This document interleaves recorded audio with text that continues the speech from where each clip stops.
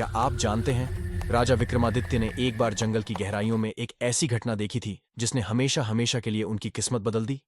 एक बंदरिया, जो असल में बंदरियां थी ही नहीं। एक तांत्रिक, जिसके दो कलश मौत और मुक्ति दोनों थे।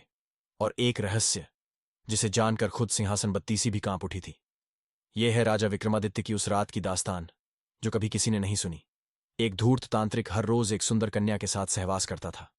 दरअसल उस तांत्रिक ने उस बला की खूबसूरत कन्या को अपना बंदी बनाया हुआ था। उस धूर्त तांत्रिक के पास जल के दो कलश थे, जिनमें जादुई जल भरा था। तांत्रिक बाएं कलश का पानी उस सुंदरी पर छिड़कता तो वह एक बंदरिया बन जाती, और दाएं कलश के पानी की कुछ बूंदें छिड़कते ही वह वापस अपने असली रूप में आ जाती। ये सब काफी लंबे समय से चल रहा था। साधु दिन में बाहर जाता तो उस सुंदरी को बंदरिया बना देता, और रात में वापस लौटकर उसे फिर से सुंदर कन्या बना देता और अपनी मनमानी करता। वह नवयुवती तांत्रिक के इन कुकर्मों से बेहद हताश थी, पर उसके पास कोई रास्ता नहीं था। यदि वह साधु के जाने के बाद बंदरियां बनकर भाग भी जाती तो हमेशा के लिए उसी रूप में फंस जाती। कम से कम रात को उसे अपना असली रूप मिलता है, यह सोचकर वह भागने का इरादा छोड़ देती। समय बीतता गया।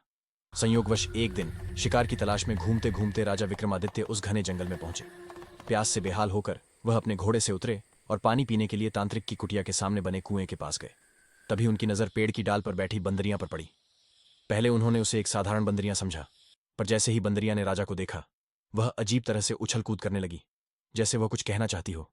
उसकी हरकत देखकर राजा को शक हुआ कि कुछ तो गड़बड़ है। उन्होंने सारा राज जानने के लिए एक रात वहीं रुकने का निश्चय किया।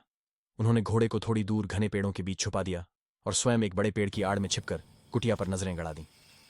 कुछ ही देर बाद शाम ढली और राजा ने एक तांत्रिक को आते देखा। वह सीधे कुटिया के द्वार पर गया और बंदरियां को इशारा किया। बंदरियां तुरंत उसके पास चली गई।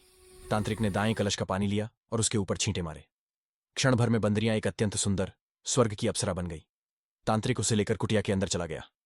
यह सब देखकर राजा विक्रमादित्य की आंखें फटी की फटी रह गईं। उन्हें अपने देखे पर विश्वास नहीं हो रहा था। एक बार तो राजा ने कुटिया में घुस जाने का निश्चय किया, पर वह कुछ सोचकर रुक गए। सुबह हुई तो तांत्रिक अप्सरा जैसी उस कन्या को फिर से बंदरिया बनाकर हर रोज की तरह नगर की ओर चला गया। उसके जाते ही राजा कुटिया के पास पहुंचे और दाएं कलश का पानी लेकर बंदरियां पर छिड़का। वह तुरंत सुंदर कन्या में बदल गई। राजा ने पूछा, यह सब क्या है? यह तांत्रिक तुम्हारे साथ ऐसा क्यों कर रहा है? अप्सरा ने अपनी पूरी हकीकत बताई। हे वीर, मैं स्वर्ग निवासी कामदेव और पुष्पवती की संतान हूं। मैं कभी कभार पृथ्वीलोक में शिकार और विचरण करने आ जाया करती थी। एक दिन मेरा तीर एक हिरण्य की जगह साधना में लीन तांत्रिक की बाह में जा लगा। गुस्साए तांत्रिक ने मुझे श्राप दे दिया कि मैं आजीवन उसकी सेवा करूंगी। दिन में मुझे बंदरिया बनाता है और रात में मेरे वास्तविक रूप में लौटाकर अपनी मनमानी करता है। उसने मुझे अपने भोग की वस्तु बना रखा है। उसकी व्यथा सुन राजा को बहुत दुख हुआ। राजा बोले, सुंदरी, तुम चिंता न करो। आज मैं तुम्हें इस धूर्त तांत्रिक के चंगुल से मुक्त कर दूंगा। उसके चेहरे पर उम्मीद लौट आई। राजा ने उसे फिर से बंदरिया बनाया और स्वयं पास के पेड़ के पीछे छिप गए। शाम होते ही तांत्रिक आया। उसने बंदरिया को बुलाया और जैसे ही दाएं कलश का पानी छिड़का, उसी क्षण राजा विक्रमादित्य आगे बढ़े और बाएं कलश की कुछ बूंदें सीधे तांत्रिक पर फेंक दी। इधर बंदरिया अर्थात वह अप्सरा अपने वास्तविक रूप में आ गई और उधर तांत्रिक बंदर बन गया। बंदर बना तांत्रिक उछल कूद करते हुए चारों ओर भागने लगा। राजा विक्रमादित्य ने अपने दिव्य वीर को स्मरण किया। वह तुरंत प्रकट हुआ।